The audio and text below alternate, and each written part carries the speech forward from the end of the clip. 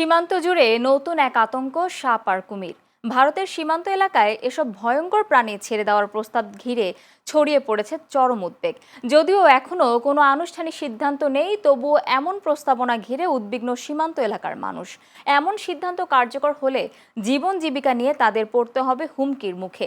বিশেষজ্ঞদের দৃষ্টিতে সাপ ও কুমিরের মতো বন্য প্রাণী কোনো পরিকল্পিতভাবে জনবসতির কাছাকাছি ছাড়া হলে তা শুধু মানবিক বিপর্যয় নয়, বরং পরিবেশগত ভারসাম্য নষ্ট করতে পারে। বিস্তারিত প্রতিনিধি মেহেদী হাসান অন্তরের প্রতিবেদনে।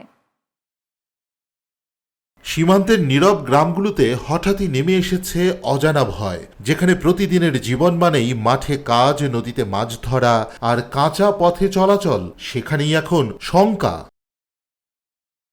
বাংলাদেশ সীমান্তের নদীপথ ও জলাভূমি পাহারায় বিষধর সাপ ও কুমিরের মতো প্রাণী ছাড়তে ভারতের কেন্দ্রীয় স্বরাষ্ট্র মন্ত্রণালয়ের প্রস্তাবের খবর প্রকাশ হওয়ার পর থেকেই উদ্বেগে দিন কাটাচ্ছেন সীমান্তবর্তী মানুষ।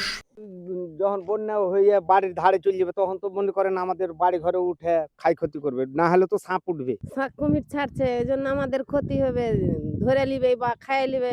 এসব অঞ্চলে কৃষিকাজ, মাছ ধরা ও দৈনন্দিন চলাচলই মানুষের প্রধান জীবিকা। যদি বাস্তবে এমন বিপজ্জনক প্রাণী সীমান্ত এলাকায় মুক্তভাবে ঘোরাফেরা করে, তাহলে কৃষি জমিতে কাজ করা, নদী খাল পারাপার, এমনকি শিশুদের স্কুলে যাতায়াত পর্যন্ত মারাত্মক ঝুঁকির মধ্যে পড়বে বলে জানিয়েছেন স্থানীয়রা। আমাদের খুবই ক্ষতি হবে, গরু বাছুরের ক্ষতি হবে, মানুষের ক্ষতি হবে।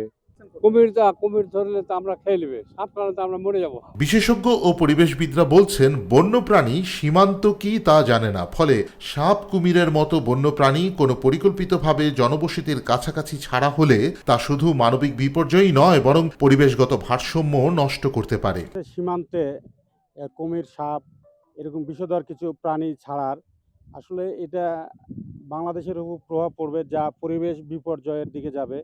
এই কুমির, সাপগুলো দীর্ঘদিন এই নদীতে থাকলে আস্তে আস্তে বাংলাদেশের উপর এটার প্রভাব পড়বে এবং বাংলাদেশের লোকজন ক্ষতিগ্রস্ত হবে। বাংলাদেশ ভারত সীমান্ত অঞ্চলে ইতোমধ্যেই নিরাপত্তা নিয়ে সংবেদনশীলতা রয়েছে। তার উপর এই ধরনের পরিকল্পনার খবরে স্থানীয়দের মাঝে দ্রুতই ছড়িয়ে পড়েছে আতঙ্ক। দেখুন, ভারত যে পরিকল্পনা হাতে নিয়েছে সেটা যদি বাস্তবায়ন করতে চায় তাহলে বাংলাদেশের জীববৈচিত্র্য এবং সীমান্তবর্তী অঞ্চলের মানুষের জীবন হুমকির মুখে পড়বে। তো আমরা চাইবো সরকার এটা রাষ্ট্রীয়ভাবে মোকাবেলা করুক, কূটনৈতিক সমাধান বের করুক। ভারতের কেন্দ্রীয় স্বরাষ্ট্র মন্ত্রণালয়ের প্রস্তাবনাটি এখনো আনুষ্ঠানিকভাবে নিশ্চিত কোনো নীতি বা বাস্তবায়িত সিদ্ধান্ত নয়। পাশাপাশি এই ধরনের প্রস্তাবকে বিতর্কিত, অপ্রচলিত পরিকল্পনা ও হাস্যকর বলে অভিহিত করেছেন বিএসএফ এর সাবেক মহাপরিচালক ও পদ্মশ্রী পুরস্কারপ্রাপ্ত Prakash Singh. Channel S news desk.